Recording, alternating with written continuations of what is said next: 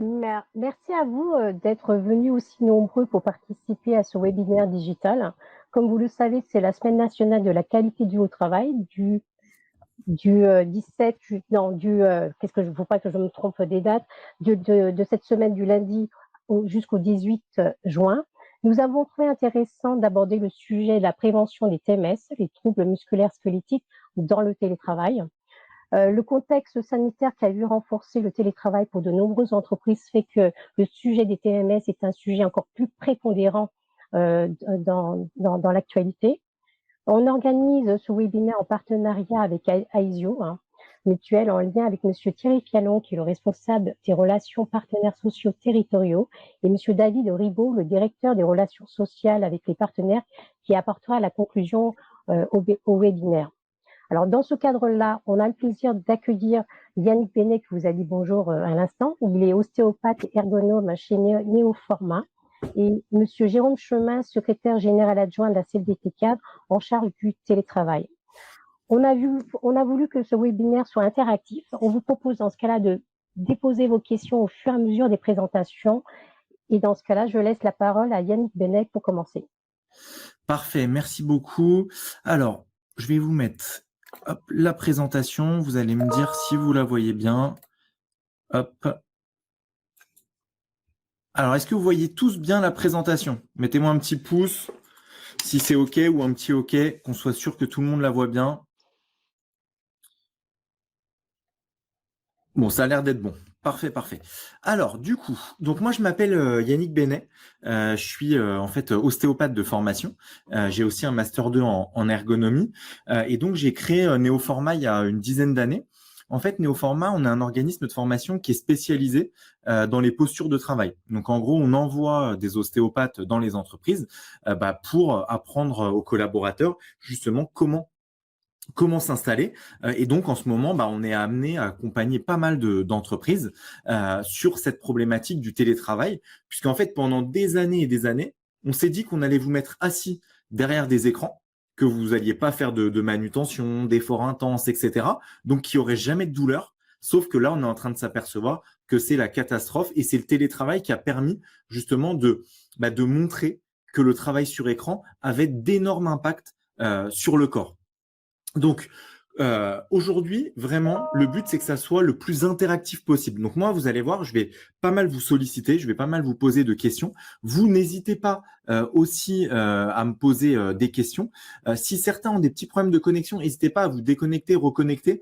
Ça peut arriver puisqu'on est quand même assez nombreux aujourd'hui. Mais en tout cas, vraiment, je compte sur vous. Voilà, si vous avez des problématiques spécifiques ou quoi, moi, je vais essayer de rebondir sur un maximum de questions pour faire que ça soit le plus interactif possible. Et on aura, dans tous les cas, un temps de questions-réponses à la fin.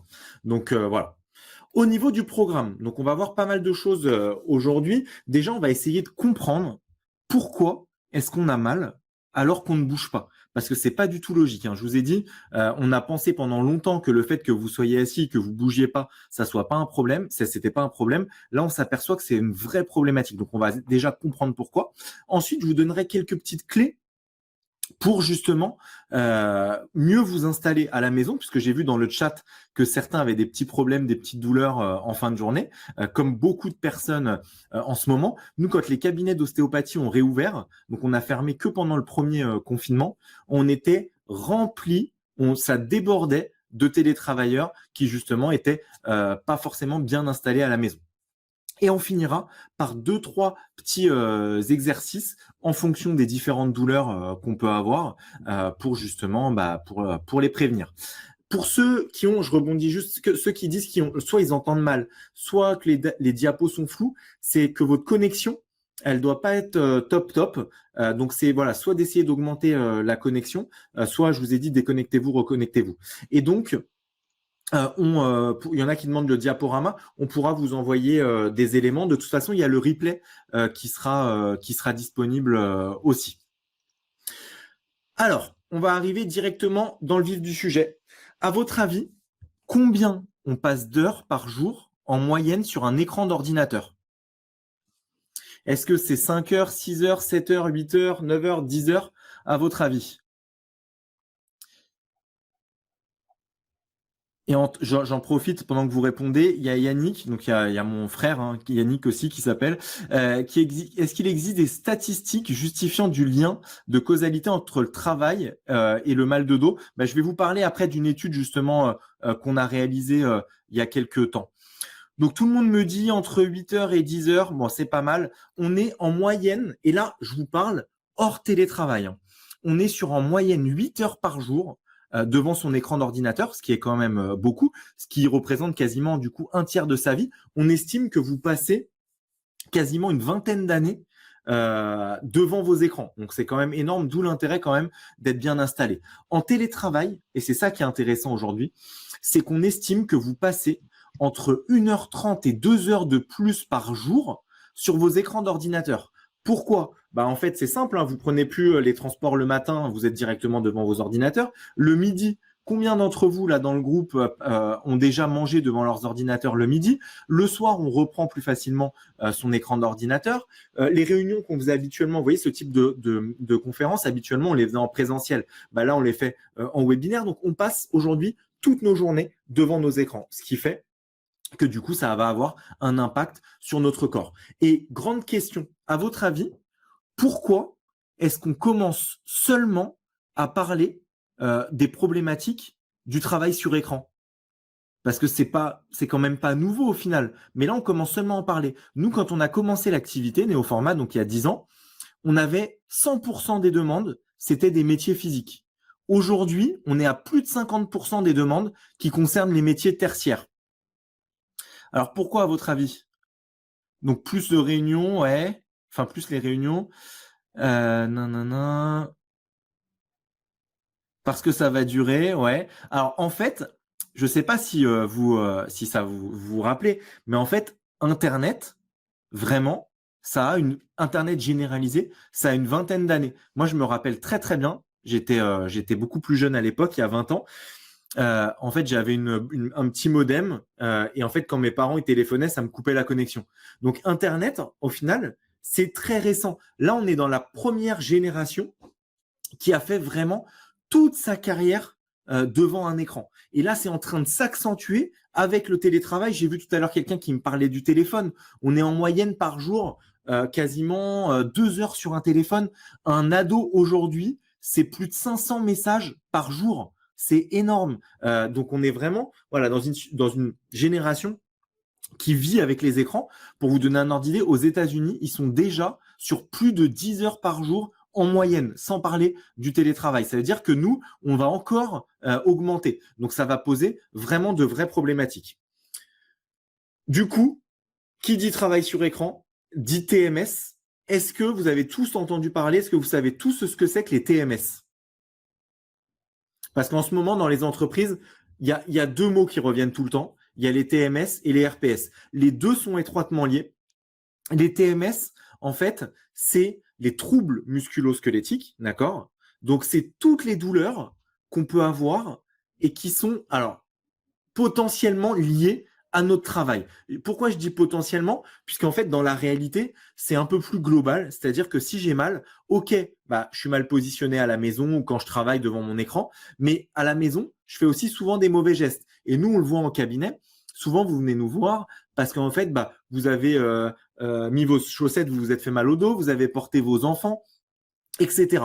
Mais en tout cas, voilà, les TMS, on n'en parlait jamais pour le travail sur écran. Aujourd'hui, on en parle énormément. Et à votre avis, quelle est la principale douleur de quelqu'un qui travaille sur écran? Il y a une zone qui ressort le plus. Nous, pour vous donner un ordre d'idée, en fait, je vous ai dit une de nos activités, donc c'est d'envoyer des ostéopathes dans les entreprises. Au début, le premier concept, c'était uniquement pour des consultations d'ostéopathie. Donc, on travaille beaucoup sur des gros sièges sociaux. Et donc, sur la partie tertiaire, 70% des douleurs, je le vois, il y en a plein qui me le disent, c'est les douleurs cervicales, les cervicalgies, douleurs au niveau de la nuque. 70% des motifs de consultation qu'on a dans le tertiaire, c'est ça. Et là, quand les cabinets ont réouvert, ça a été l'explosion. Vous veniez tous nous voir avec mal au cou. D'ailleurs, avant même que ça commence le webinaire, il y en a certains dans le chat qui disaient qu'est-ce que je peux faire pour mon cou, j'ai mal, etc.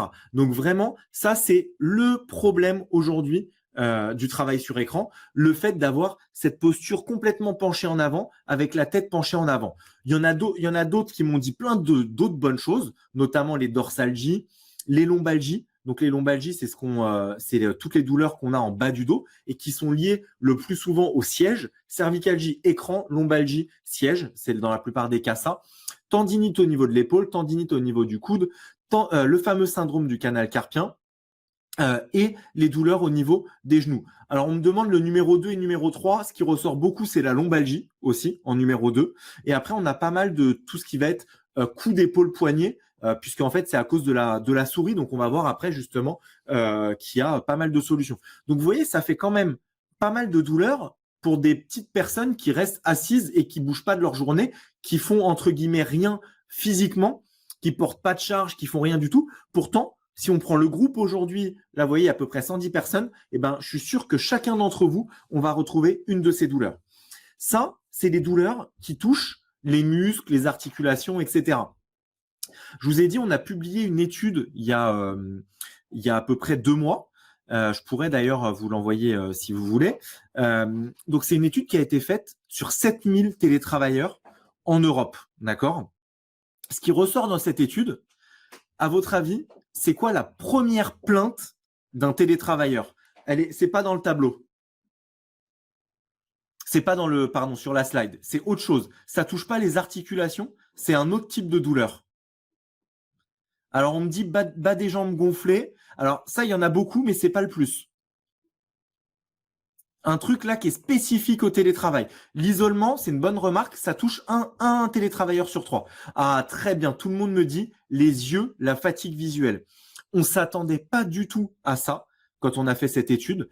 41% des télétravailleurs se plaignent de fatigue visuelle. Pourquoi? C'est assez simple. Vos écrans, ils sont beaucoup trop proches et ils sont pas à la bonne hauteur. Vous avez forcément tous vu, là, il y avait Roland Garros. Roland Garros, il y a un joueur, c'est Rafael Nadal. Rafael Nadal, il a un gros bras, son bras gauche, parce qu'il travaille toujours du même côté, et un petit bras. Bah, imaginez-vous qu'en ce moment, en télétravail, vous êtes les Rafael Nadal du coup du télétravail, vous avez des muscles pour la vision de près, des muscles pour la vision de loin. Et ben en ce moment, c'est que vos muscles de la vision de près qui travaillent, donc ça crée un déséquilibre et ça vous donne de la fatigue visuelle. Donc on va voir justement après comment est-ce qu'on peut prévenir cette fatigue visuelle. Il y en a d'autres qui m'ont parlé du coup des problématiques de jambes lourdes, on en a énormément, et on a aussi bien sûr tout ce qui est troubles digestifs. Ça, on n'en parle pas souvent, mais il y en a énormément. Pourquoi? En fait, vous allez faire un petit test, vous allez vous pencher un petit peu vers l'avant si vous êtes assis et essayer de prendre une grande inspiration. Vous allez voir qu'en fait, c'est pas possible, vous êtes bloqué. Pourquoi? Parce qu'en fait, vous avez un muscle qui s'appelle le diaphragme qui vous permet de respirer. Et en fait, ce muscle, quand vous inspirez, il descend et il brasse le système digestif. Sauf que là, quand vous êtes assis, c'est pas possible. Donc, ce qu'on retrouve énormément, c'est constipation, ballonnement, là, avec le télétravail. Ça touche énormément de monde, surtout les femmes qui sont plus sujettes habituellement justement à ces problématiques-là. Donc, vous penserez à moi la prochaine fois que vous êtes constipé. En fait, c'est pour ça qu'on vous dit toujours la balade digestive. C'est après avoir mangé, essayez de marcher pendant 5-10 minutes pour que justement votre diaphragme puisse brasser votre système digestif et donc éviter justement tout ce qui est constipation, ballonnement. Donc ça, vous voyez, au final, là, le télétravail, en 2 slides, on a vu une dizaine de problématiques. C'est énorme. Et ben, vous allez voir qu'avec ce qu'on va voir aujourd'hui, et ben, en fait, on va pouvoir en enlever énormément. Mais ce qui est très important, c'est, et en France, là-dessus, on n'est pas très avancé. C'est-à-dire, vous voyez, sur ce type de sensibilisation-là, quand on demande, nous, en formation, est-ce que vous savez pourquoi est-ce qu'on a mal? Personne ne sait nous répondre. Parce qu'il y a un vrai, on va dire, problème de formation sur cette thématique-là. Pour moi, ça devrait même être fait à l'école, nous apprendre comment nous installer justement quand on travaille sur écran. Alors, à votre avis, du coup, là, c'est la grande question. Là, ça va être les 2-3 slides les plus importantes de toute la présentation. Pourquoi est-ce que j'ai mal alors que je ne bouge pas? C'est pas du tout logique. Je pourrais comprendre un sportif, un manutentionnaire, il fait des efforts intenses. Vous, pourquoi est-ce que vous avez mal alors que vous ne bougez pas? Parce que c'est pas logique du tout, hein. Alors, on me dit installation non adaptée. Ouais, ça en fait partie. Je vais rebondir là-dessus, Pierre. Position pas naturelle, le fait d'être statique, tension non morphologique. Vous êtes sur la bonne voie. En fait, alors, vous êtes sur la bonne voie, mais pas tout à fait. En fait, pendant des années et des années, on a pensé que si on avait mal, c'est parce qu'on était dans la mauvaise position. Donc, vous avez déjà dû tous entendre dans vos entreprises les genoux à 90 degrés, les coudes à 90 degrés, le petit doigt à 27 degrés. On était vraiment dans de la posture fixe. Et ben en fait, on s'est aperçu que ça ne marchait pas. Pourquoi? Parce que le problème, c'est pas votre posture, c'est le fait de ne pas bouger. D'accord? Pourquoi est-ce que le fait de ne pas bouger, c'est un problème? En fait, vous avez le sang qui part du cœur. D'accord? C'est le point de départ.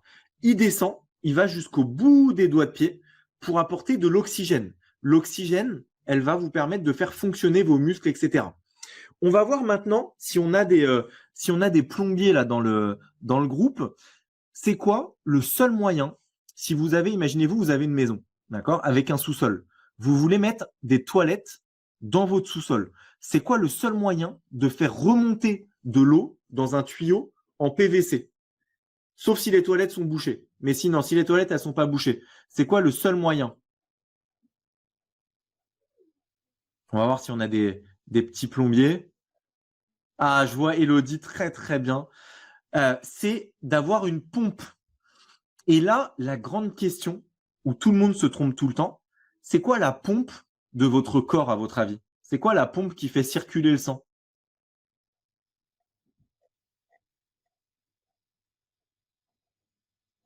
Et dans votre corps, c'est quoi votre pompe? On va voir. Normalement, vous allez tous me dire le cœur. Tout le monde pense que c'est le cœur. Non, c'est pas le cœur. C'est les muscles du pied et du mollet. Quand vous marchez, d'accord, ils se contractent et ils éjectent le sang vers le haut. Sauf que vous, le problème, c'est quoi? C'est qu'en ce moment, vous ne marchez pas du tout. Pour vous donner un ordre d'idée, là, j'ai fait un webinaire la semaine dernière. Il y avait une dame qui avait une montre connectée.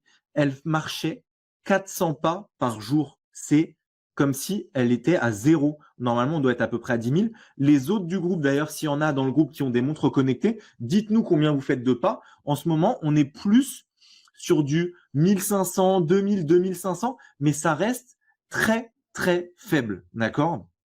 Donc vraiment, il faut essayer de bouger le plus possible pour faire circuler son sang. Et donc pour ça, vous avez deux super campagnes. La première, vous devez forcément la connaître, c'est celle de l'assurance maladie. Pendant des années, on nous a dit, si vous avez mal au dos, restez allongé, ça va aller beaucoup mieux, ça va relâcher vos muscles. En fait, c'est pas du tout vrai. Et donc maintenant, qu'est-ce qu'on vous dit? Au contraire, si vous avez mal au dos, continuez à faire du mouvement, continuez à marcher pour justement faire circuler le sang et cicatriser. D'accord? Donc ça, c'est vraiment, aujourd'hui, tout est basé sur le mouvement. La deuxième campagne, celle-là, alors peut-être que vous l'avez vu, mais plutôt sur LinkedIn, sur des réseaux pro. En fait, c'est Emma. Emma, la pauvre, donc on l'a créée, mais elle vient directement de 2040, la pauvre. Emma, donc c'est notre collègue du futur, elle a fait toute sa carrière sur un écran, et donc elle a des jambes, vous voyez, qui sont gonflées parce qu'elle a des problèmes de circulation. Elle a les poignets qui sont aussi douloureux parce qu'elle a un syndrome du canal carpien. Elle a de l'eczéma au niveau des coudes parce qu'elle est très très très stressée. Elle a une bosse au niveau du dos parce qu'en fait, elle est tout le temps la tête penchée en avant. La bosse au niveau du dos, d'ailleurs, pour revenir dessus, c'est ce qu'on appelle une bosse de bison. On la voyait avant dans les métiers, notamment les couturières, etc. Aujourd'hui, on la retrouve, nous, on voit des ados, quand ils viennent en consultation, ils sont comme ça, et ils ont la bosse déjà au niveau du dos, parce qu'ils sont tout le temps sur leur téléphone, sur leurs écrans. Emma, ensuite, elle a des problèmes de fatigue visuelle, donc elle a les yeux tout rouges, et elle a même la pauvre, alors là, c'est la catastrophe, ce qu'ils lui ont fait, elle a une surpilosité au niveau du nez et des oreilles. Pourquoi? Parce que même la qualité de l'air dans les bureaux n'est pas bonne. Donc, c'est la cata. Donc ça, je vous invite à regarder Emma, et même, c'est hyper intéressant. Nous, on voit, on communique pas mal quand on fait des présentations, etc. Le but, c'est de choquer.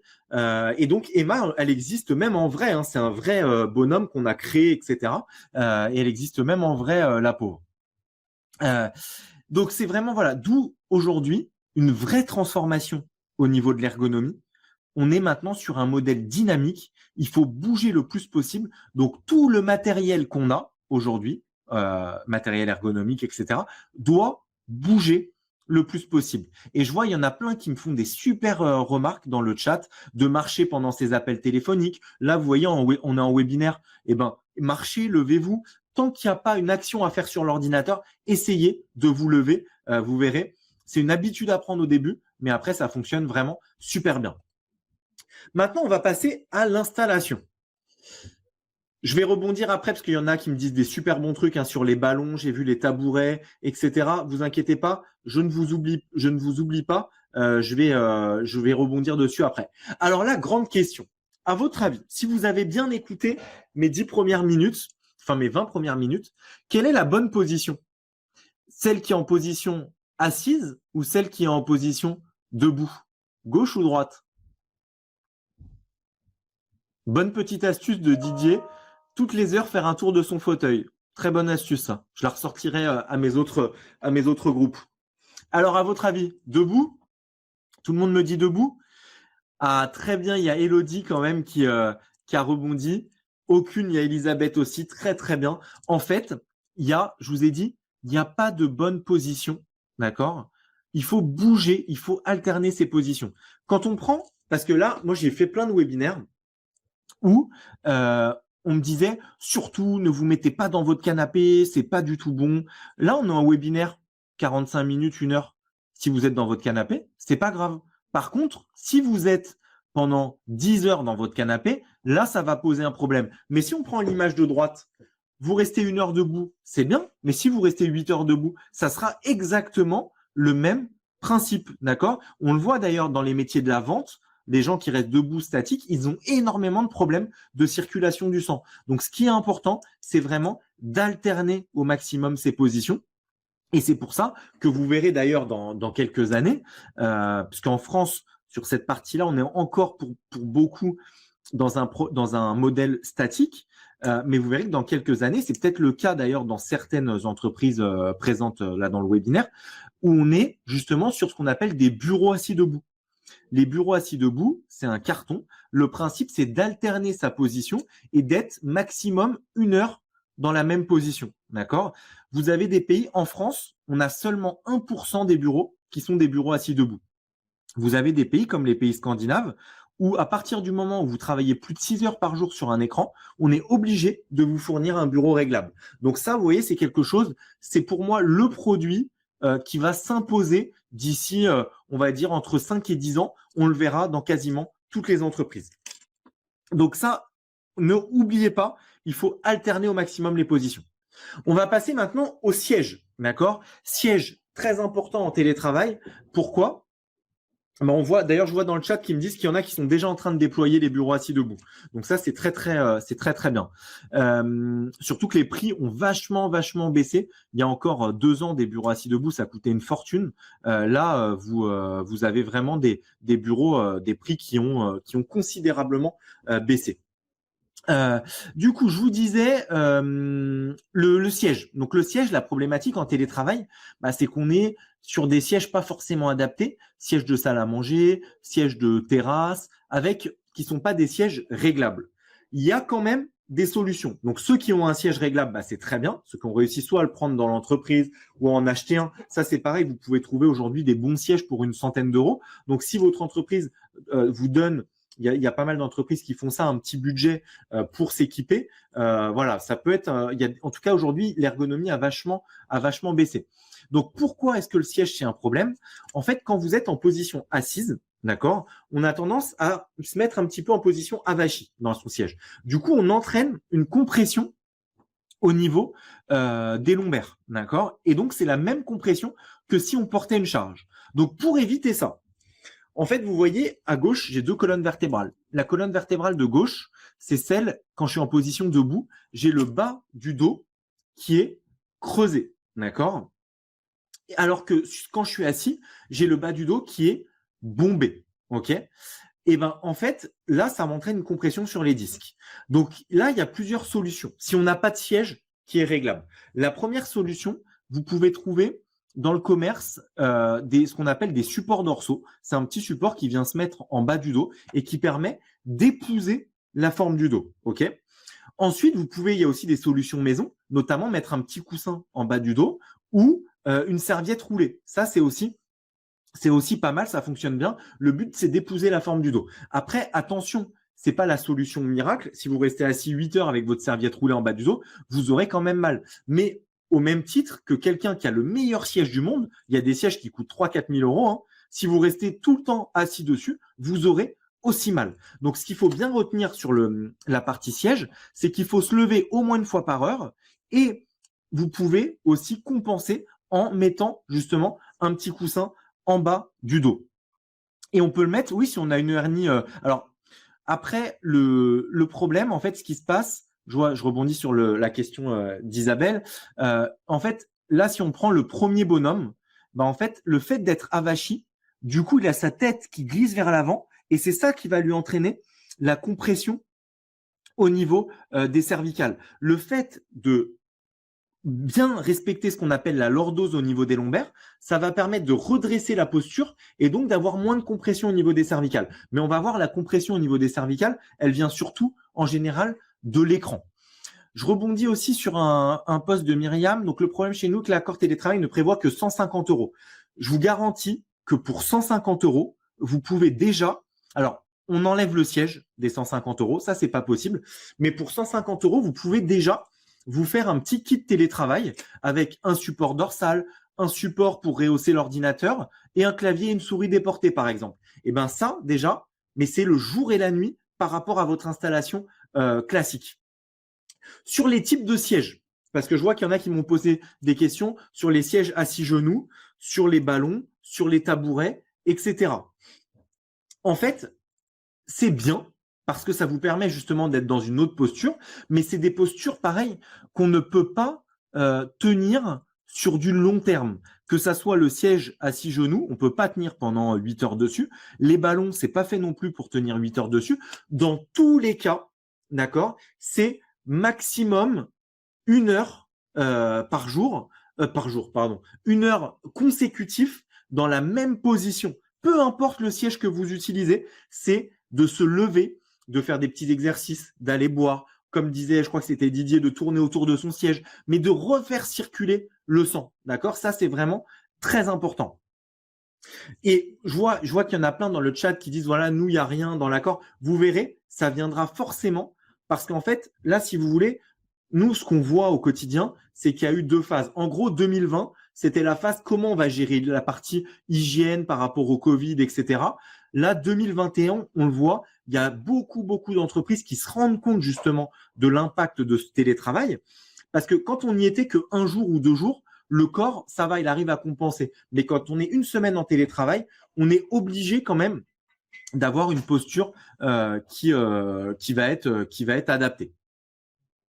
Mais vous verrez, c'est comme forcément ça a un coût en ce moment en plus dans les entreprises, la situation elle est compliquée, surtout si vous êtes dans des très grosses entreprises, forcément imaginez-vous le coût il est très important. Après, moi ce que je vous recommande vraiment, c'est déjà pour une centaine d'euros, vous pouvez avoir une installation qui est très bonne, d'accord? Donc c'est quand même votre santé à vous, donc n'attendez pas vraiment, faites-le. C'est votre corps vous remerciera. Hein. Même si, bon, l'entreprise, ça serait bien qu'elle participe, mais faites-le pour vous. Je vous dis, avec certains petits accessoires, on peut vraiment faire des super trucs. Donc ça, c'était pour la partie siège. Faites attention juste aux ballons. En ce moment, on voit beaucoup d'accidents avec les ballons qu'on trouve dans le commerce. En fait, il faut prendre des ballons qui sont lestés à la base parce qu'il y en a plein. Ce qui se passe, c'est que du coup, le ballon, il se lève, le ballon, il part, il se rassoit, il n'y a plus de ballon. Et donc là, c'est luxation du coccyx. Et quand vous venez chez l'ostéopathe pour une luxation du coccyx, je vous dis pas ce qu'on fait, mais c'est pas très marrant. Maintenant, on va passer à l'écran, puisqu'en fait, je vous ai dit tout à l'heure, l'écran, en fait, C'est vraiment la principale problématique, notamment pour les cervicalgies et pour justement la fatigue visuelle. D'accord? Donc, la problématique de l'écran, vous le voyez l'image de gauche, c'est que en télétravail, du coup, on a notre ordinateur portable. D'accord? Donc, du coup, l'écran, il est trop proche de nous et il est trop bas. Avant même de se dire, j'achète un siège, j'achète ci, j'achète ça. Clavier et souris déportées, c'est la base du télétravail. C'est les deux accessoires. On ne peut pas télétravailler sans ça. C'est pas possible. D'accord? Pourquoi on peut pas télétravailler sans ça? Parce qu'en fait, le clavier et la souris déportée vont permettre déjà d'éloigner l'ordinateur. Donc, première étape, on gagne sur la fatigue visuelle parce que l'écran sera plus loin. On doit être, vous voyez, moi, je mets mon doigt, on doit être à une distance d'une longueur de bras. D'accord? Ça, c'est très important. Et ensuite, on doit surélever son écran. Donc là, moi, j'ai mis des livres sur mon image. Mais en fait, il y a des supports qui existent. Donc, ça s'appelle des supports ordinateurs portables qui sont hyper fins, etc. Et du coup, qui fonctionnent super bien, qu'on peut même amener au bureau, etc. Donc ça fonctionne vraiment très, très bien. Et on me demande du coup quelques exemples de kits. Je pourrais, si vous voulez, vous faire des petites recos sur certains produits qui sont vraiment pas chers et qui sont vraiment super bien. Je pourrais vous faire un petit listing qui sera envoyé à tout le monde si vous voulez. Mais en tout cas, voilà, sachez qu'il y a aujourd'hui plein de solutions qui existent, notamment par rapport à l'écran. Mais ce qui est très important, c'est clavier souris déporté et de pouvoir surélever son écran. C'est d'ailleurs pour ça que dans les entreprises, aujourd'hui, on voit énormément de bras articulés, de choses comme ça, pour pouvoir justement surélever l'écran. Puisque normalement, le haut de l'écran doit être à la hauteur des yeux. D'accord? Sauf pour ceux qui ont des verres progressifs. D'accord? Ceux qui ont des verres progressifs, l'écran doit être en position basse puisque la vision de près sur le verre progressif est en bas du verre. D'accord? Donc ça, c'est vraiment important. Je vais revenir, Nathalie, après sur la souris verticale. On arrive justement juste après sur la partie des souris. Donc vraiment, vous avez vu, on a vu déjà le siège, le fait de se lever et de conserver la lordose avec un petit coussin, etc. Ça, c'est la base. Pour les cervicalgies, éloigner l'écran, d'accord, et le surélever. Ça aussi, c'est la base. Si tout le monde, je suis sympa de vous dire ça, parce que là, ce que je vous dis, si vous l'appliquez, je peux vous dire qu'il y en a plein qui auront moins de douleur, et ça veut dire que vous allez plus aller chez l'ostéopathe, d'accord? Donc bon, allez-y quand même pour faire des petits bilans, puisque l'ostéopathie, à la base, c'est du préventif, comme d'ailleurs l'orthoptiste pour ceux qui ont des problématiques de fatigue visuelle. On va parler maintenant du coup clavier et souris. Donc je vous ai dit, clavier et souris, c'est indispensable en télétravail et c'est par contre la cause de plein de douleurs, la souris notamment.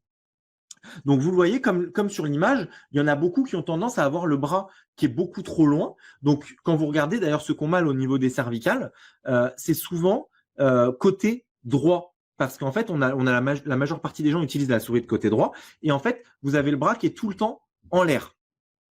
D'accord?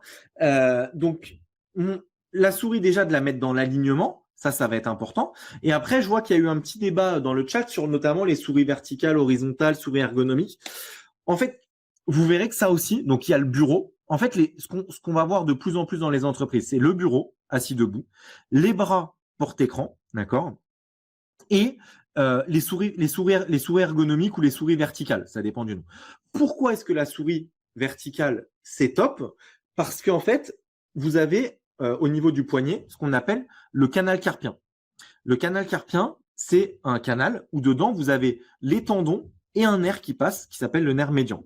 À force d'être en appui dessus, et ben en fait, ce nerf, il a tendance à être comprimé, à être pincé. Et il donne des picotements dans les doigts, d'accord? Donc la souris verticale, moi, vous voyez, j'en ai une. Je sais pas si vous voyez bien dans la webcam. Le principe, c'est que du coup, je mets ma main et mon poignet n'est plus en appui sur la table et j'ai moins de tension au niveau de mes tendons.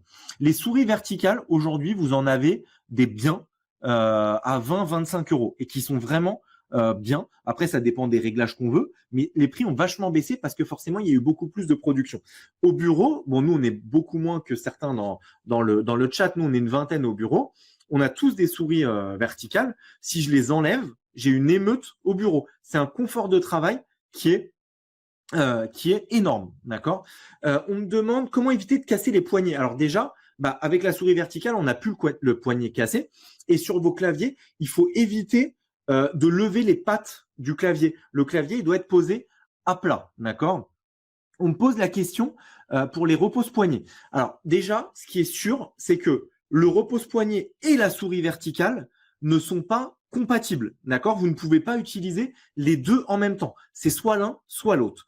Le repose-poignet, pour certaines personnes, il va être bien et ça va dépendre aussi de la souris qu'on a, etc. Parce qu'en fait, il va vous permettre de vous laisser dans l'alignement et de diminuer la compression au niveau du poignet. Mais moi, vraiment, ce que je vous recommande, c'est bien. Hein. Je vous dis pas que c'est pas bien, c'est bien. Mais si vous sentez que vraiment il commence à y avoir des tensions, des douleurs, passez tout de suite à la souris verticale. Et maintenant, pour vous donner un ordre d'idée, un tapis de souris, c'est 15 €. Une souris verticale, vous en trouvez à 25 €. Donc vraiment, moi, je vous conseille d'aller plus vers la souris verticale. Ça fonctionne vraiment bien. Et on me dit donc souris verticale, le bras n'est plus dans sa position naturelle. Alors si justement, en fait, la position naturelle du corps, c'est la main qui est. Vous voyez les Playmobil comment ils sont? Et ben en fait, c'est ça. Nous, quand on ferme la main comme ça dans cette position, là, on n'est plus en position naturelle parce qu'on entraîne une tension au niveau de ce qu'on appelle. Alors c'est un nom qui est un peu barbare, c'est les épicondyliens. C'est ceux ce qu'on appelle des tennis elbows. Donc, du coup, ça favorise les tendinites au niveau du coude. Donc, la posture naturelle de la main, c'est justement la main en position verticale. Ça, c'est la nature de l'homme. On me demande aussi souris avec ou sans fil. Alors, moi, ce que je vous recommande, c'est avec fil. Pourquoi ? Parce qu'en fait, il y a énormément de problèmes de rechargement. Donc, c'est-à-dire que les gens, du coup, ils rechargent pas leur souris, faut gérer les piles, etc. Au moins, avec du filaire, vous avez aucun problème. Donc, moi, c'est plus une question de facilité. C'est pour ça que la mienne, c'est d'ailleurs une filaire, parce que sinon, je pense jamais à la recharger. Pour ceux, juste petite parenthèse, ça, c'est pour ceux qui ont vraiment des grosses problématiques d'épaule. Souvent, on préconise une souris verticale, ça sert à rien. Là, ce qu'il faut, c'est ce qu'on appelle un pointeur central. C'est en gros, c'est un pad qui se met devant le clavier et qui permet de plus du tout solliciter l'épaule. Donc voilà, vous voyez, pour éviter de casser la main et d'éviter de se retrouver avec le syndrome du canal carpien. Donc là, on a vu, vous voyez, les trois. Moi, l'ergonomie, je pourrais vous en parler pendant des jours et des jours parce que c'est vraiment, j'adore ça. Et il y a tellement de choses à expliquer, à faire comprendre, c'est hyper intéressant.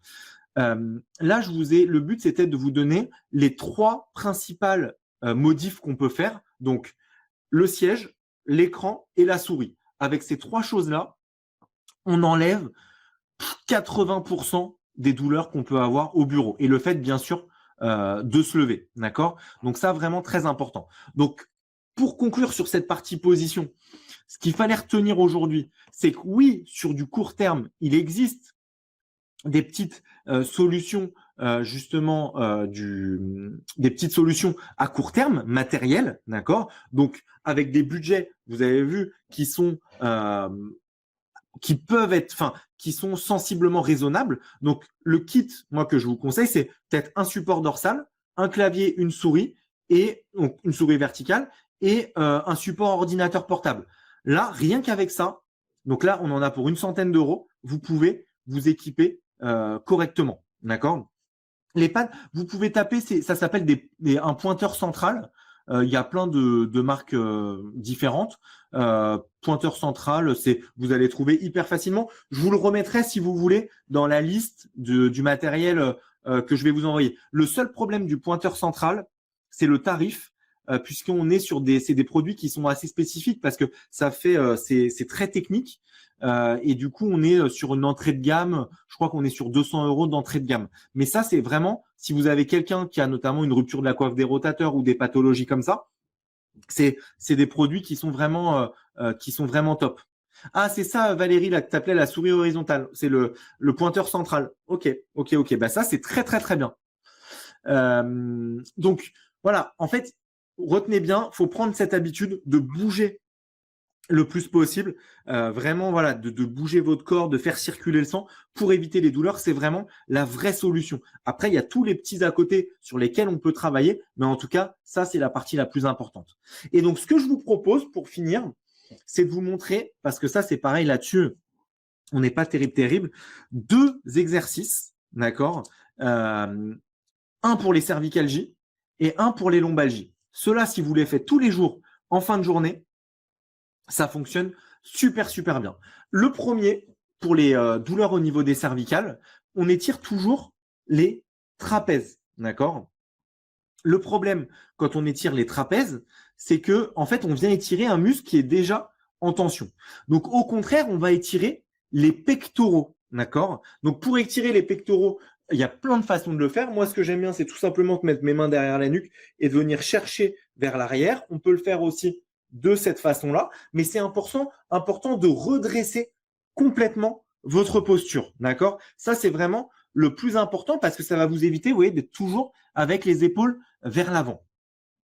La deuxième chose, c'est par rapport aux lombalgies. Là, je vous garantis, si vous écoutez bien cet exercice et que vous le faites, tous ceux qui ont des douleurs au niveau des lombaires, de toute façon, quand vous venez nous voir en consultation, on travaille systématiquement là-dessus. Ça s'appelle le psoas. Est-ce que vous avez déjà entendu parler de ce muscle? Ceux qui font du pilates, du yoga, normalement, vous devez le connaître. Tous les coureurs doivent normalement étirer ce muscle. Donc, si je vous croise maintenant au bois ou à la piste d'athlétisme et que vous étirez pas votre psoas, eh ben, ça sera pas bon du tout. Alors, hop, de toute façon, on le voit ici, le psoas. Donc, je vous ai mis les pectoraux on cherche à ouvrir, d'accord? C'est l'image de gauche, soit en dynamique, soit en fixe. Et l'image à droite, donc le psoas, c'est celui qui est en bas. Celui-là, vraiment, je vous garantis, c'est si tout le monde le faisait, mais nous, on n'aurait quasiment plus de patients, d'accord? Donc, le dites pas non plus à tout le monde, hein, sinon on va être, les temps sont durs pour tout le monde. Mais en tout cas, vraiment, c'est l'étirement le plus important du corps. Les coureurs, ceux qui sont assis, ceux qui font de la voiture, voilà, en fait, on l'utilise dans tous les métiers, ce muscle. Et bizarrement, personne ne l'étire jamais, d'accord? Donc le problème, il y en a plein qui me le disent, en fait, ça tire les lombaires et ça crée une compression. Ceux qu'on mal typiquement au dos la nuit, en fait, c'est 100% le psoas, d'accord? Donc, vraiment essayer de le faire. Après, vous avez bien sûr les fameux étirements des fessiers, les lombaires. Il y a plein d'étirements. Alors, le psoas, Nathalie, c'est un muscle qui est en fait dans l'aine. Donc ça, vous pouvez regarder aussi sur Internet. Il y a des super visuels. C'est un très gros muscle. Il s'attache sur les lombaires, sur le bassin et sur la hanche. Et en fait, il permet de lever la jambe. Et comme vous êtes toujours assis toute la journée, en fait, il est rétracté. Du coup, il n'arrive plus à s'étirer et il vient comprimer les lombaires et donc il donne, sur le long terme, les douleurs. Donc vraiment, psoas hyper important. Voilà.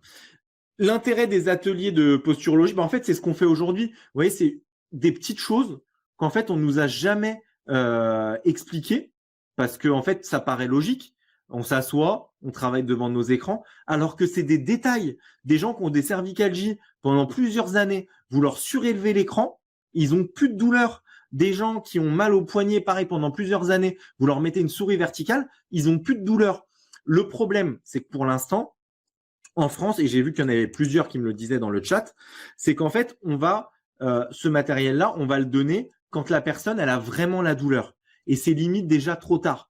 En fait, et même on est, par contre, je vous cache pas que on le voit sur le terrain, c'est de mieux en mieux. On est de plus en plus sur du préventif, mais en France, ça a mis quand même un petit peu de temps à venir. Mais en tout cas, on voit une vraie évolution positive, d'accord? C'est qu'aujourd'hui, on a vu tout à l'heure quelqu'un qui le disait dans le chat, c'est que là, dans son entreprise, ils sont en train d'équiper tout le monde avec des bureaux assis debout. Donc, il y a plein de choses positives. Rassurez-vous, ça va venir. C'est juste que aujourd'hui, voilà, en France, on a du mal avec ce système préventif. Mais même là, on prend l'exemple de l'entreprise. Mais vous, au quotidien, est-ce que vous êtes dans la prévention? Est-ce que vous allez chez le dentiste régulièrement? Est-ce que vous allez faire un bilan chez l'ophtalmo? Est-ce que vous allez faire un bilan chez l'ostéopathe en préventif? Parce que c'est la culture de la France. Donc ça, c'est un travail à la fois à faire de la part des entreprises, mais aussi de votre part à vous. Moi, j'estime que sur notre santé, on est 50% chacun responsable. L'entreprise a sa part de responsabilité et on a aussi notre part de responsabilité. Les étirements, l'hydratation, le fait de se lever, ça, il n'y a que vous qui pourrez le faire. Et donc, voilà, c'est à vous aussi de faire cet effort-là, de prendre les habitudes. Une fois que vous aurez pris justement les habitudes, mais vous verrez, ça va transformer votre vie, vraiment. Mais il faut prendre l'habitude de le faire, c'est tout. Donc, je compte sur vous pour faire tout ce que je vous ai dit aujourd'hui. Moi, je vais vous envoyer en récap. Donc déjà, il y aura la vidéo en récap si vous voulez la revoir. Je vous enverrai la petite liste avec le matériel. Je vous renverrai une petite synthèse avec toute l'installation, etc. Et après, si certains dans vos entreprises, vous voulez faire ce type d'intervention, on le fait aussi. Ça, on accompagne énormément d'entreprises de cette façon-là, donc soit en webinaire, soit avec des conférences, en faisant venir des ostéopathes, avec des formations. Il y a vraiment plein de choses à faire par rapport à ça. Là, on a même lancé un escape game justement sur comment s'installer au bureau. Voilà. Donc on essaie de proposer plein de choses sur ça. Vous pouvez aussi sur LinkedIn. Alors rassurez-vous, nous on fait pas du tout de pub ou quoi. C'est uniquement des infographies, des vidéos, des conseils. Donc si vous avez besoin d'éléments, allez sur notre LinkedIn, c'est Néoformat, ou même sur notre YouTube. On essaye de vous donner un maximum de contenu pour que vous puissiez communiquer dans vos entreprises, pour que vous puissiez donner des conseils. Voilà, on essaye vraiment de vous accompagner au maximum et de vous fournir le maximum d'éléments pour que vous soyez bien au travail et que vos équipes soient aussi bien au travail. Alors, pour envoyer les documents, ce que je vais faire, c'est que je vais les envoyer à Alexandre et qui va je pense qu'il a toutes les adresses mail de tout le monde. Alexandre, tu me confirmeras, mais et vous fera un mail récap à tous si c'est OK pour Alexandre. D'accord? En tout cas, voilà, je compte sur vous vraiment pour essayer d'appliquer tout ça, pour bouger un maximum et je laisse la main. Oui, merci Yannick pour cette présentation sur les TMS. Et là, on laisse la main à Jérôme Chemas, secrétaire général adjoint à la CFDT Cadre, en charge du télétravail, pour parler sur l'accord télétravail et également spécifiquement sur les TMS. Merci Jérôme. Merci Géna, et merci à Yannick pour cette présentation très dynamique. Voilà, moi j'ai passé mon temps à faire des exercices là, en écoutant, donc c'est bien. Je suis un peu fatigué du coup. Voilà, donc vous avez déjà l'occasion, si vous suivez régulièrement les webinaires de la CFDTK, de suivre en effet des webinaires autour du télétravail. On a parlé de l'accord national interprofessionnel du 26 novembre 2020. On a déjà parlé des règles juridiques, de la prise en charge des frais, voilà. Et aujourd'hui, on a voulu profiter de cette semaine de la qualité de vie au travail, donc pour vous présenter peut-être aujourd'hui le télétravail plus sous une forme de santé, la santé des travailleurs. Alors, c'est quelque chose qui a toujours été très important, hein, la santé des travailleurs. On avait déjà édité il y a plus de 15 ans des règles pour les télétravailleurs. Voilà, comment bien travailler à domicile, le matériel, les dangers aussi qu'il peut y avoir à rester toujours assis. Je ne vais pas revenir sur tout ce qu'a dit très brillamment Yannick. Par contre, il est vrai que depuis la crise sanitaire, c'est évidemment quelque chose qui explose pour plusieurs raisons. Déjà, ça a été un télétravail qui a été imposé pendant la crise sanitaire, alors que jusqu'à présent, on était sur un télétravail volontaire. Donc là, des gens se sont retrouvés à faire du télétravail même s'ils ne voulaient pas. Du télétravail sur le long terme, puisqu'ils se sont retrouvés à faire des fois jusqu'à 5 jours par semaine pour la majorité, et surtout pendant le premier confinement, du télétravail à domicile, alors que d'habitude, même ceux qui en faisaient 1 à 2 journées par semaine. Donc là, on a eu une véritable explosion, je dirais, des problématiques autour de la santé. Voilà. Alors au-delà de toutes les problématiques qu'on a eues sur les risques psychosociaux, les problèmes de déconnexion, beaucoup de retours sur la santé. C'est la raison pour laquelle on voulait vous présenter avec Aesio ce webinaire. On part pas de zéro.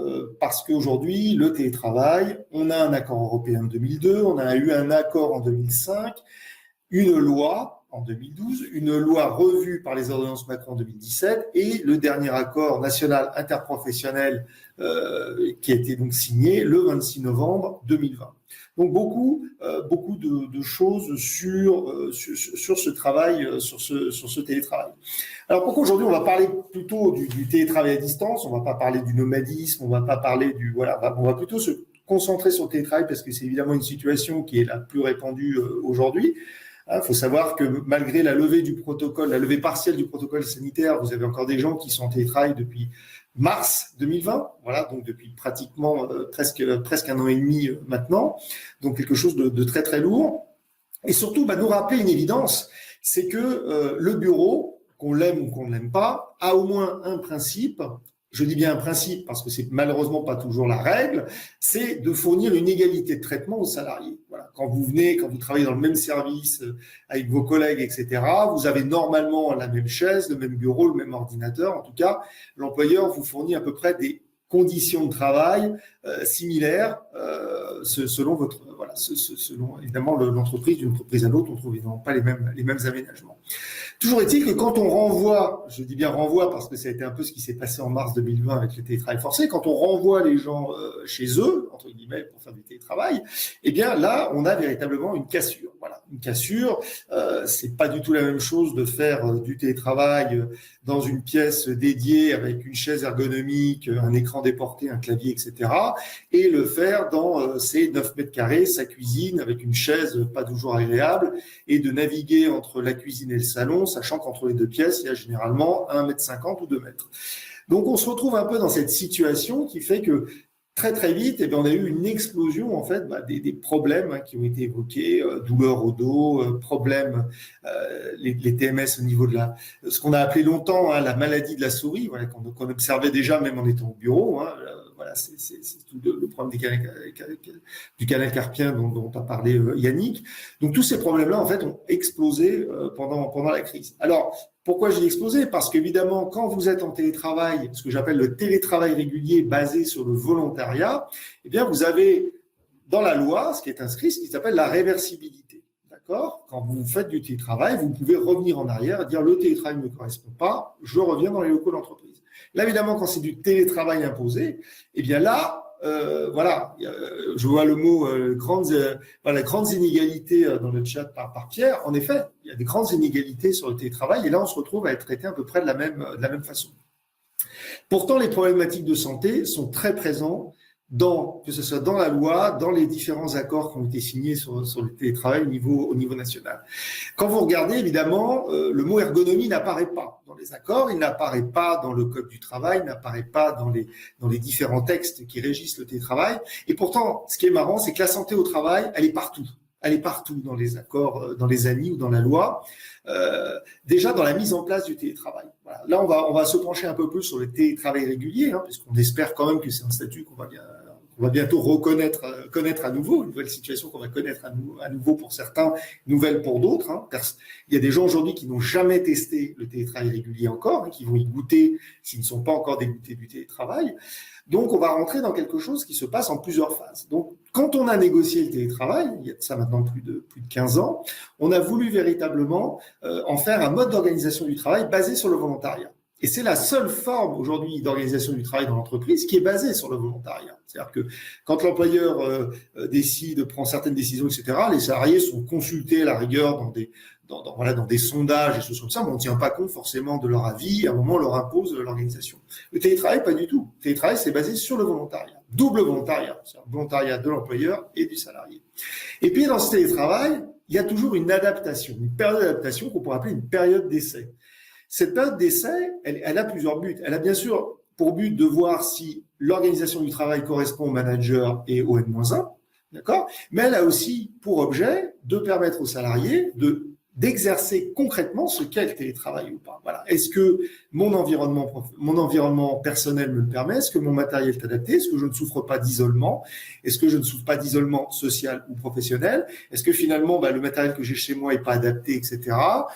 Dans ce cas, il va falloir que j'anticipe les changements, ou est-ce que véritablement, je me vois pas en tout cas en faire plus de 2 ou 3 jours par semaine? Ça veut dire qu'en gros, je vais peut-être comme objectif au départ d'en faire 2-3 jours, je vais peut-être en faire qu'un à l'arrivée, etc. On a vu aussi des choses assez intéressantes, puisqu'on a toujours vanté pendant cette crise la différence de traitement de certains salariés. D'autres le faisaient dans un studio minuscule, d'autres dans leur résidence secondaire. On sait que ceux qui l'ont fait aussi dans leur résidence secondaire sur de mobilier de jardin ont eu de gros problèmes de dos et de santé, d'accord, parce que le matériel n'était pas adapté non plus. Donc vous voyez qu'il y a un maître mot qui est revenu plusieurs fois dans la conversation tout à l'heure avec Yannick, c'est le mot prévention. C'est-à-dire que nous, on cherche véritablement à faire aujourd'hui de la prévention. Ça veut dire que tout ce qu'on va mettre en place autour du télétravail, ça n'a pas pour but d'empêcher les gens de faire du télétravail. C'est juste de permettre aux gens d'être lucides. Voilà, ce qu'est le télétravail. Je ne vais pas revenir sur les questions d'isolement professionnel et personnel, c'est moins le thème d'aujourd'hui, quoique, puisqu'on est dans la santé au travail, mais c'est beaucoup plus le thème, en tout cas, que l'on voit au niveau du matériel, des conditions de travail, d'avoir une pièce dédiée, une table, etc. Donc, la première chose, évidemment, qu'on a vu naître, nous, pendant cette crise sanitaire, c'est la prise en charge des frais. C'est vrai, électricité, chauffage, etc. Mais aussi la prise en compte du matériel. Voilà. Alors, c'est quelque chose qu'on avait déjà avant la crise sanitaire, qui était négocié dans certaines entreprises. Il y avait déjà la prise en charge de matériel dans certaines entreprises, mais c'était très, très peu développé. Pourquoi ? Comme je venais de vous le dire, le télétravail était quand même très peu répandu et pas sur un nombre de jours excessif. Donc, les gens acceptaient, et c'est pas bien, de travailler dans de mauvaises conditions une fois par semaine et de pallier un peu ça en se disant les 4 autres jours, je vais travailler sur une chaise un peu plus confortable au bureau. Là, évidemment, ça n'a pas été le cas. On s'est retrouvé à travailler 5 jours par semaine et on observe évidemment avec ce télétravail, que ce soit l'isolement, les risques psychosociaux ou les problèmes, les TMS, les mal de dos, etc., c'est que certains salariés ont sacrifié leur santé pour conserver leur télétravail. Même dans le télétravail régulier, c'est-à-dire même ceux qui avaient le choix de revenir sur site, de revenir et qui peuvent revenir aujourd'hui et qui ne veulent pas revenir, on voit, comme on le voyait déjà dans le télétravail régulier, des gens qui sont prêts à sacrifier un petit peu de leur santé pour pouvoir continuer à bénéficier du télétravail. Pour plusieurs raisons, problème de transport, on en a parlé partout. Problème aussi beaucoup plus grave, cette fois, c'est toute cette problématique d'ambiance au travail, etc., c'est que certains préfèrent fuir le bureau, quitte à travailler dans de mauvaises conditions chez eux, plutôt que de travailler dans les coûts de l'entreprise où l'ambiance est délétère, etc. Ça, on a beaucoup de retours là-dessus. Et des salariés qui nous disent, des managers, des cadres, des salariés qui nous disent, oui, c'est pas bien, voilà, comme si nous on les jugeait, ils s'excusent déjà auprès de nous, comme si on était en train de les juger. Oui, je sais ce que vous allez me dire, c'est pas bien, mais je préfère encore cette situation-là.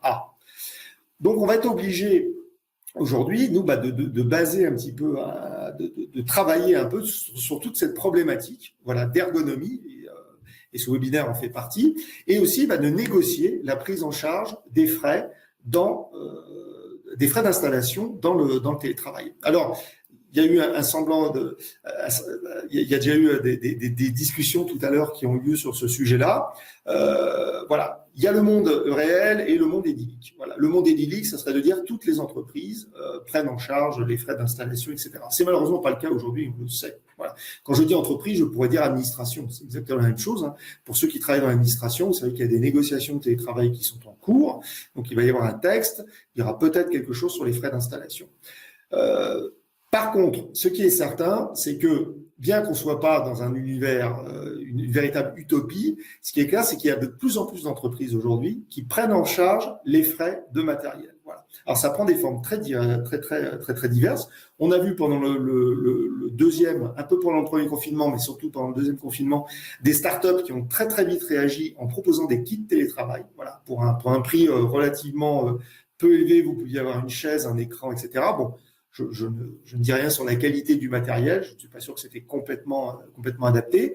Des entreprises qui ont fait le choix, par contre, de proposer des kits beaucoup plus chers.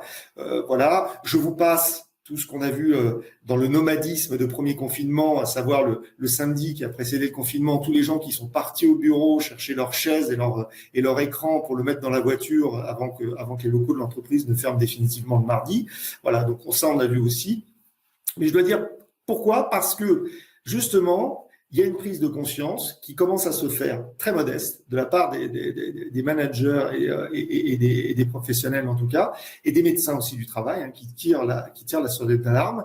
C'est que ce travail qui peut être satisfaisant dans l'entreprise avec un écran, un ordinateur. Donc je disais qu'en fait, on commence à avoir une pression qui a été mise notamment par certains médecins du travail aussi sur certains employeurs sur les gros problèmes de santé qui ont pointé pendant ce premier confinement et qui ont continué derrière le deuxième confinement.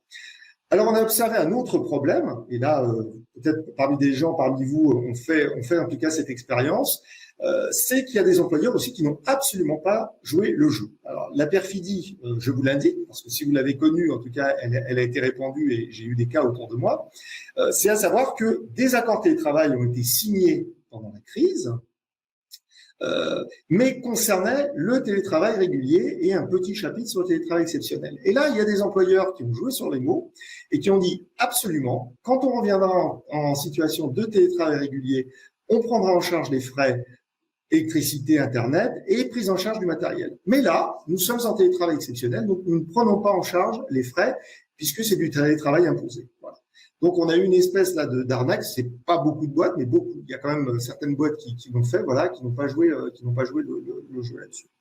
Alors pourquoi? Évidemment, c'est un enjeu important. Je vous invite moi à lire éventuellement. Alors, on a publié aussi un guide négocier le télétravail qui reprend beaucoup de cette année 2020. Je le disais en introduction. L'année 2020 est entièrement basée, tourne autour de la santé, en tout cas, du salarié en télétravail. Adaptation, réversibilité, j'en ai parlé. Deuxième chose importante, c'est quand vous êtes en situation de télétravail, vous avez obligatoirement un entretien annuel, ça peut être plus, il y a des boîtes qui font 2 entretiens par an, dédiés au télétravail. Voilà. Généralement, c'est des entretiens que vous faites au cours de l'entretien d'évaluation. Votre employeur va vous poser quelques questions sur votre situation de télétravail. Voilà. Il ne s'agit pas de dire oui, je suis autonome, oui, j'ai des problèmes pour avoir les instructions, etc. Ça, vous allez en parler naturellement, mais n'hésitez pas aussi à parler de vos problèmes de santé. Voilà. Parce que on ne peut bâtir un revendicatif sur la prise en charge des frais du mobilier que si, évidemment, il y a beaucoup de plaintes qui remontent auprès des employeurs. Et là-dessus, vous avez des employeurs qui sont un peu hypocrites, je vous l'avoue, mais qui disent, mais moi, les problèmes de matériel, ça ne remonte jamais dans les entretiens, donc pourquoi j'irais payer du matériel que les gens ne demandent pas? En plus, ils vivent dans des petits appartements, ils n'auront pas la place de mettre une chaise au bureau en plus, donc voilà, je ne vais pas aller les encombrer. Voilà. Je le dis parce que je l'ai entendu, je permets de le dire. Donc déjà, au cours de cet entretien, très important, parlez du télétravail. Voilà, parlez de vos conditions aussi matérielles de télétravail. Voilà. Et je le dis encore une fois, comme je le disais tout à l'heure, faites attention à ça. C'est que certains n'osent pas évoquer cette question par peur qu'on leur supprime le télétravail. Écoute, si tu as des problèmes de télétravail, dans ce cas-là, reviens dans le locaux de l'entreprise. Non. C'est un mode d'organisation le télétravail. Ça, c'est important. Je l'ai dit si vous avez suivi d'autres webinaires de cette DT4, je ne cesse de le dire. Le télétravail n'est pas une récompense. Ce n'est pas une récompense, c'est une forme d'organisation du travail. Vous y trouvez un avantage, l'employeur aussi. Voilà. Et c'est quelque chose qu'il faut vraiment marteler continuellement, qu'on a rappelé dans l'ANI, parce que c'est quelque chose d'arriver à faire ce genre de prise en charge, en tout cas dans les entreprises. La troisième chose, si vous allez un peu plus loin dans l'ANI, alors on peut dire que ça ne concerne pas directement les TMS, quoique, si, ça peut concerner les TMS, c'est la présomption sur les accidents du travail. À partir du moment où vous êtes en situation de télétravail, où vous soyez, etc., il y a une présomption d'accident du travail. Voilà. Voilà. Donc on peut imaginer des choses, alors sans aller sur le ballon, l'exercice du ballon, on se dévie le coccyx, etc. Voilà, mais en tout cas, il y a déjà quelque chose d'important, c'est que vous êtes en situation de travail. Voilà. Si vous vous bloquez, si vous avez un accident sur le lieu de travail, vous ne vous posez pas la question sur l'accident de travail, vous ne vous posez pas la question non plus au cours en télétravail. Ensuite, il y a tout un chapitre sur l'accord national interprofessionnel sur l'accompagnement, voilà, l'adaptation des pratiques managériales. Pareil, on pourrait se dire c'est du management à distance, etc.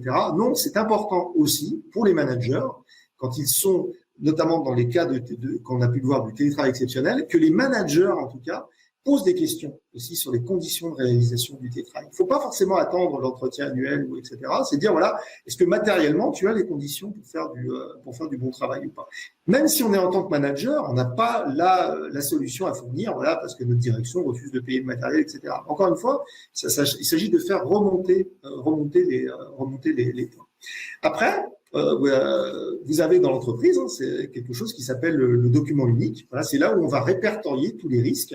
Et bien, dans l'accord national interprofessionnel, voilà, que je ne connais pas l'article par cœur, en tout cas, il y a un article qui indique clairement que les risques liés au télétravail doivent être inscrits dans le document du risque des risques professionnels. Voilà. Le télétravail peut engendrer des risques professionnels. C'est important, en tout cas, qu'il soit listé et qu'il soit, je dirais, validé par l'ensemble des parties prenantes. Parce que c'est comme ça aussi qu'on avancera sur la prise en charge des frais. C'est par ce biais-là qu'on arrivera à avancer sur la prise en charge du matériel.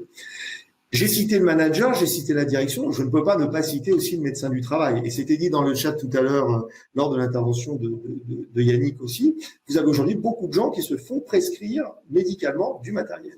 Et là, évidemment, quand vous avez une prescription du médecin du travail, l'employeur a une obligation, évidemment, d'adapter votre poste et normalement prend en charge les frais. Voilà. Il y aura toujours des récalcitrants, mais en tout cas, les entreprises où nous agissons sur ce point-là, l'employeur se retrouve obligé à payer le matériel en demandant aux salariés, évidemment, une certaine discrétion parce qu'il a peur de se retrouver avec 40 000 demandes derrière. Et ça, c'est très, très important. Alors, il y a une question sur l'assurance sur le logement. Alexandre, si tu peux la mettre en favori, parce qu'il ne faut pas que j'oublie tout à l'heure ça. Donc, on est là un petit peu sur un panel de mesures qui sont en place. Va venir ensuite, évidemment, le moment de la négociation. La prise en charge des frais de matériel. Alors là, il y a différentes options. Hein. Je vous donne des exemples. Hein. Peut-être si vous êtes entreprise, vous voulez avoir des indicateurs, etc. Vous avez beaucoup d'accords d'entreprise qui vont rembourser parce que des fois, ils fournissent l'équipe, qui vont fournir le matériel à partir d'un certain nombre de jours de télétravail. J'en parlais déjà un petit peu en introduction tout à l'heure. Voilà. C'est-à-dire que les gens qui font du télétravail ponctuellement, on ne va pas forcément leur fournir du matériel. Par contre, ceux qui vont avoir régulièrement 1-2 jours, c'est plutôt 2 jours par semaine de télétravail, certaines organisations vont commencer à fournir le matériel pour pouvoir télétravailler. Voilà. Alors, ce qui revient le plus souvent dans les accords, c'est la chaise. On en a parlé. Certains fournissent aussi le clavier. Voilà. Écran déporté, on commence à l'avoir dans certains accords. Voilà. Donc, c'est vraiment les trois vraiment éléments qu'on peut être amené à négocier dans un accord d'entreprise. Je voudrais ensuite venir sur la question de peut-être revenir tout à l'heure sur la situation particulière, voilà, des salariés en situation de handicap. Voilà. Donc ça, c'est quelque chose qui revient souvent. C'est d'ailleurs dans la loi, hein, quand vous prenez le 1222-9. Le 1222-9 parle d'une attention particulière qui doit être portée aux personnes en situation de handicap. Voilà. Alors là, il faut savoir, hein, pour les entreprises qui sont couvertes par un accord handicap, voilà, qu'il est possible d'obtenir des aides de la part de la GFIP pour aménager le local personnel et le local professionnel, donc d'une personne en situation de handicap. Voilà, c'est des choses qui sont bien connu souvent dans les grosses entreprises, un peu moins des fois dans les petites. Voilà, donc n'hésitez pas, si vous êtes dans une situation où vous avez un collègue, en tout cas, à vous renseigner auprès de la GFIP, qui finance vraiment assez facilement donc, du matériel utile pour les personnes, en tout cas. Voilà. J'ai voulu faire court parce que je voudrais quand même qu'on ait des questions, qu'on ait surtout des échanges, hein, parce que c'est surtout là que qu'on peut voir un petit peu l'intérêt. Alors.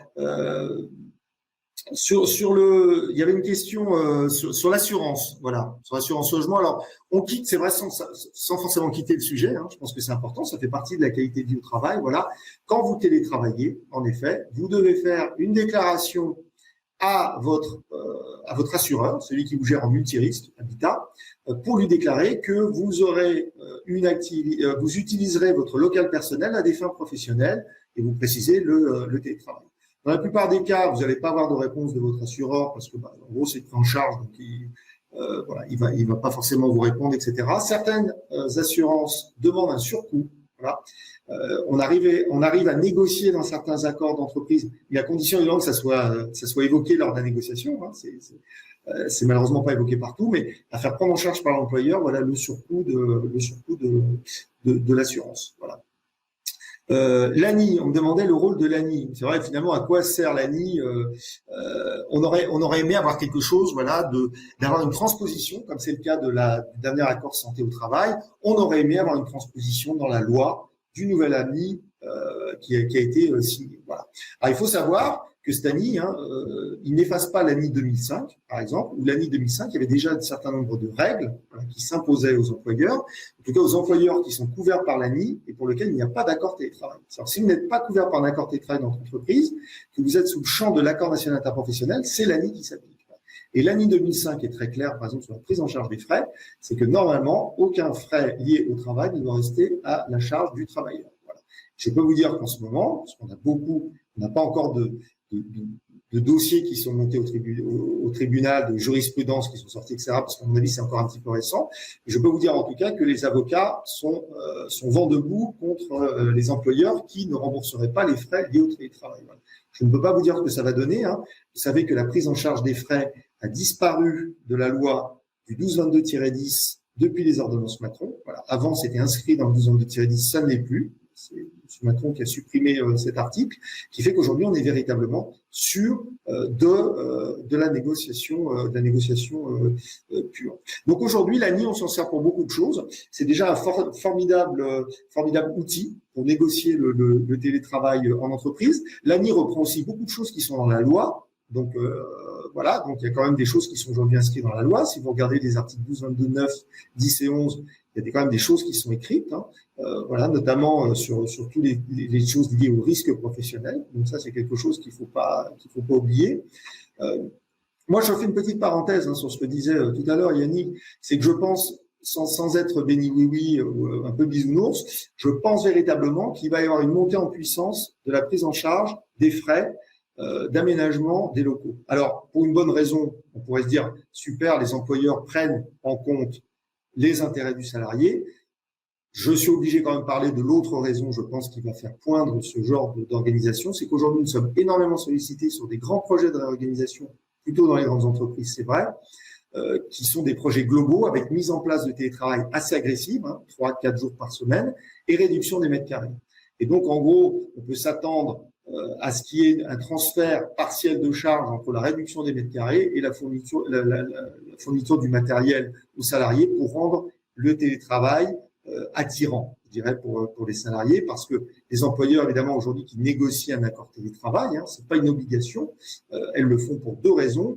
Petit 1, rendre le télétravail attractif quand elles en ont besoin, quand elles réduisent les mètres carrés, et petit 2, eh bien, pour lister toutes les activités qui peuvent être télétravaillables, parce que la loi dit clairement que c'est sur la base de cette liste définie dans un accord ou dans une charte que l'employeur pourra motiver son acceptation ou son refus de télétravail. Donc, plus la liste sera précise, plus l'employeur pourra refuser facilement le télétravail. Sinon, évidemment, un salarié pourrait invoquer donc son droit, entre guillemets, parce que c'est pas encore un droit, en tout cas son droit au télétravail, et l'employeur être dans l'incapacité de justifier son refus et dans ce cas-là de lui accorder. Donc c'est à peu près les deux raisons aujourd'hui qu'il y a sur cette chose-là. Alexandre, je ne sais pas si tu vois d'autres questions, parce que j'ai vu qu'il y a beaucoup de choses qui circulaient sur. Alors sur l'accueil du télétravail par les salariés, je vois une question, des questionnaires. Alors je ne sais pas, est-ce que c'est des sondages dont vous parlez, Véronique? Je ne sais pas, des types de sondages, etc. Parce qu'on a eu en effet il y a beaucoup de sondages qui ont été faits sur l'accueil du télétravail. Voilà, globalement, on va avoir deux mouvements importants sur le télétravail qui vont se passer quand on va revenir à la normale.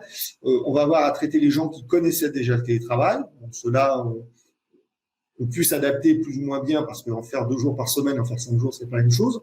Par contre, on va avoir un gros travail pédagogique à faire sur ceux qui n'avaient jamais télétravaillé avant. C'est-à-dire qu'on va devoir calmer les euphoriques qui ont trouvé ce mode d'organisation absolument super. On va devoir leur faire comprendre que c'est pas du tout la même chose de faire une réunion quand chacun est à égalité derrière son écran et quand vous vous retrouvez en mode hybride où vous avez 3 personnes dans une même salle, vous en télétravail, très généralement, vous êtes oublié dans la réunion. Et ça va pas être agréable. Et puis, il va falloir aussi travailler sur les sceptiques, les réfractaires au télétravail, leur faire comprendre que ce qu'ils ont vécu n'était pas une situation normale. Une situation de télétravail, ça doit se préparer et non pas s'improviser. Et il va falloir faire tout un travail de pédagogie vers eux pour rendre à nouveau attractif ce mode d'organisation. Voilà. Est-ce qu'il y a d'autres questions? Alexandre, est-ce que tu as des questions? Oui, Jérôme, tu as une question sur le télétravail comme solution à une mauvaise ambiance dans un service. Qu'en penses-tu? Oui. Bah, j'en ai parlé tout à l'heure. Ça, c'est extrêmement problématique. On a 2 cas importants, et j'en parle d'autant plus qu'on est sur la semaine de la qualité de vie au travail.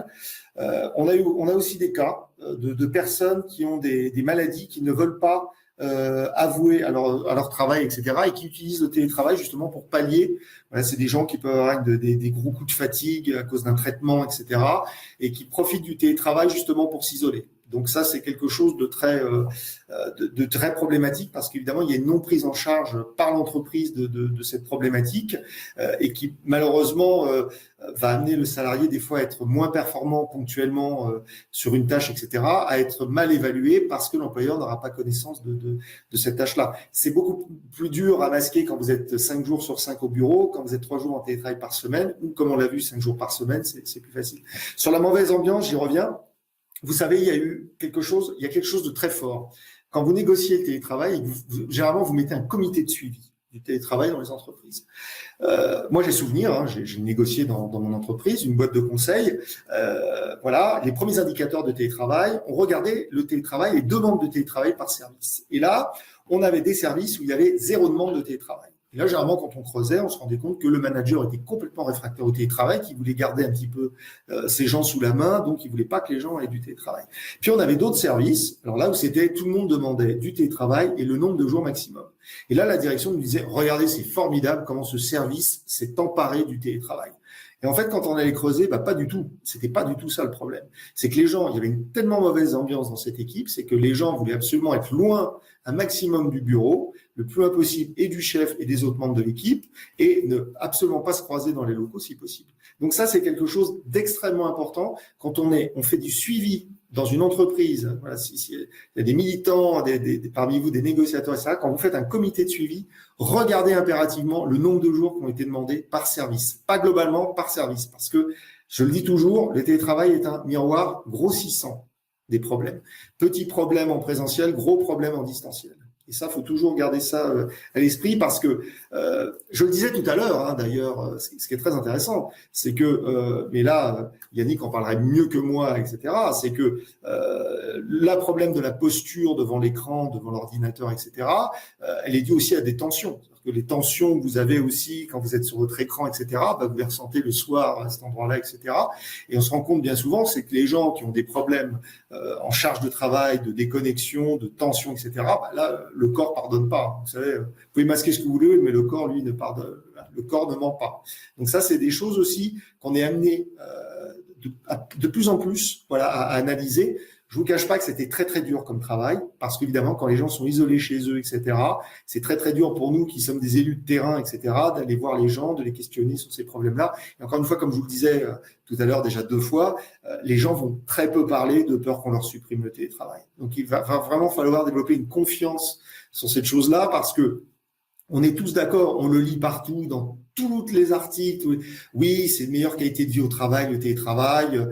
J'ai plus de déplacement professionnel, etc. Oui, mais au moins quand vous aviez un déplacement, quand vous rentriez chez vous le soir, vous étiez amené à marcher dans les transports, pas toujours agréable, je vous l'accorde, rester debout, pas toujours agréable, mais en tout cas, vous coupiez. Voilà. Vous étiez plus assis derrière un écran et vous continuez. Là, généralement, ce qu'on voit, c'est qu'il y a quand même beaucoup de personnes qui coupent l'écran d'ordinateur et qui vont aller s'asseoir sur le canapé pour regarder la télé. Alors là, bonjour. Voilà. Jérôme, toujours dans la continuité du sujet, il y a des questions sur l'exercice de son emploi sur un autre site que le site régulier de l'entreprise. S'apparente-t-il à du télétravail ou pas? Alors, quand on prend la définition du télétravail, en fait, c'est une activité qui aurait pu être exercée dans les locaux de l'entreprise et qu'ils exercent en dehors avec les moyens qu'on appelle les TIC. Donc, c'est très compliqué parce que quand vous êtes dans un espace extérieur, un autre établissement de votre entreprise, vous êtes toujours dans les locaux de l'entreprise. Donc, c'est pas du télétravail. Ça devient du télétravail quand c'est dans un espace de coworking, un tiers-lieu, un espace grand voyageur, on pourrait dire, etc. L'espace grand voyageur, on oublie. Voilà, ça, c'est du travail nomade.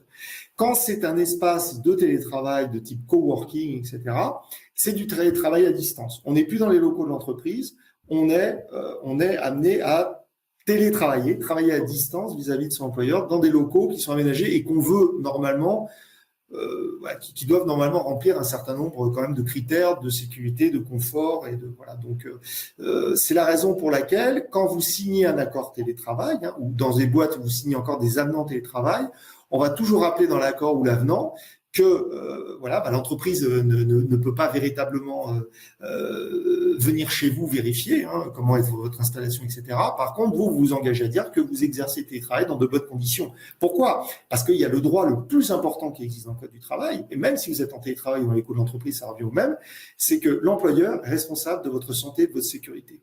Autant il peut le faire dans l'entreprise, autant quand vous êtes à distance en télétravail, c'est très compliqué.